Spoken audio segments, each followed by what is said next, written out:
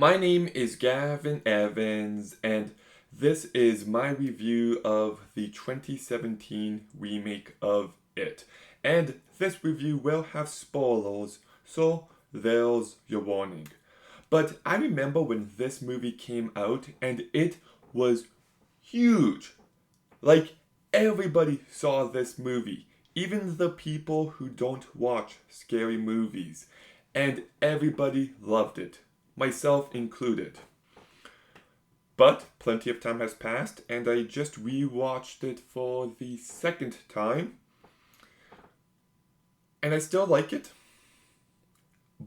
but it's not as good as I remember. So let's begin talking about the cast. And Jaden Martell is fantastic in this movie. I thought he did the stutter incredibly well, but he is the heart and soul, and he just nails that aspect. He's also just a very likable character, and he brought him to life so incredibly well. Finn Wolfhard is fantastic. Like, he plays Mike in Stranger Things, but he makes this character feel completely different. And he's very charming and funny and filled with personality and energy, and he's just exceptional. Jack Dylan Grazer, I also think, does a really fantastic job. He brings plenty of energy and personality to this movie as well, and he just nailed every aspect he needed to. Sophia Lillis, I thought, did a really great job. She deals with heavier subject matter, and I thought she nailed everything she needed to, and I was impressed with her. I haven't really seen her in too much since, but that's a real shame because she's really talented. Jeremy Ray Taylor as Ben, I think, does a really good job as well. He's not the character that stands out the most, but he brings enough to him. He's likable enough. Wyatt Olaf as Stan, I think, is fine, but it's one of the more forgettable characters. Chosen Jacobs as Mike, I guess he's fine, but once again, he really doesn't have much to do. So he's not a standout. Nicholas Hamilton as Henry Browser, I thought, did a really great job. He is menacing, he is a scumbag, he is pure evil, and he just really brought that to this movie. Jackson Robert Scott as Georgie is barely in the movie, but he just brings this level of innocence that is so desperately needed, and I thought he stood out. And Bill Skarsgård as Pennywise the Clown is very good. I think he nails the mannerisms, he nails the voice, but at the same time, I don't feel like I see enough of him, and I would have wanted more. But the cast is the standout of this movie. It really is. That is the reason to watch this movie. It's to watch all these different characters interact, and they just bring a level of charm to this movie that just makes it very entertaining.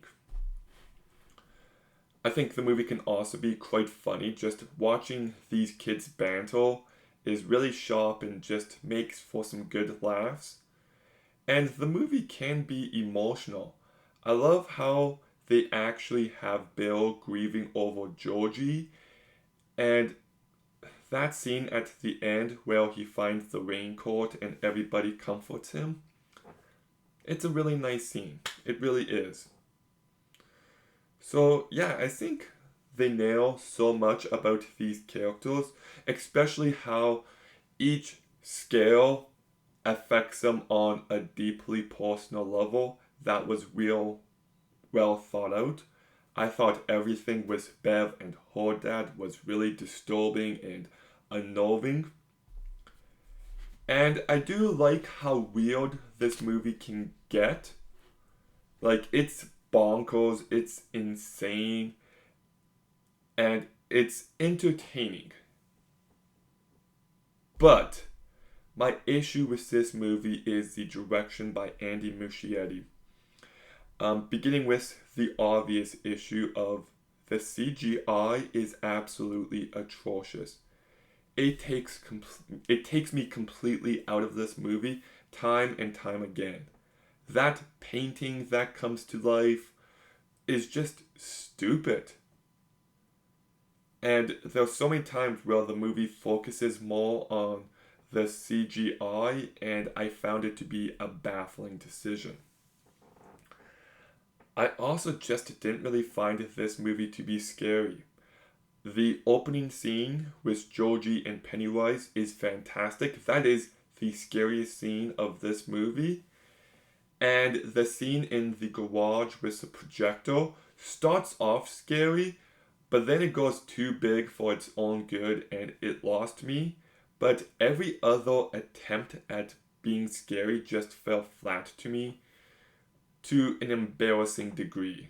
Like, I was just watching this movie, like, really? Like, there's one scene where Richie goes into this room filled with these clown dolls. And it should be off-putting, but just the flashing lights and the way that scene was put together was just blah. And I feel like the direction is just not on the same level as the script and the acting of this movie. The music by Benjamin Wallfish is disappointing as well. I love the track Beverly. I think it's so well used and it just adds this sentimental feeling to this movie, this feeling of nostalgia in some ways. But every other track just completely forgettable. I do like the soundtrack. We do got 6 Different Ways by The Cure, which is well used. And Dear God by Ecstasy is really well used as well. But man, so much of this movie is scale scenes, and when so many of them fall flat, it's just a very frustrating experience. Like, I'm still entertained, but I just watched this movie and I'm like, this could have been so much better. I don't think Andy Muschietti is a good director. Between this movie, It Chapter 2, The Flash, Mama, like, I don't think he's good at crafting effective scales, and it's a real shame because I do love these characters and the actors do a real great job, and the script knows what kind of movie this is, and it's weird and sweet and charming and funny, but the direction lets this movie down, so I'm giving it a 7 out of 10.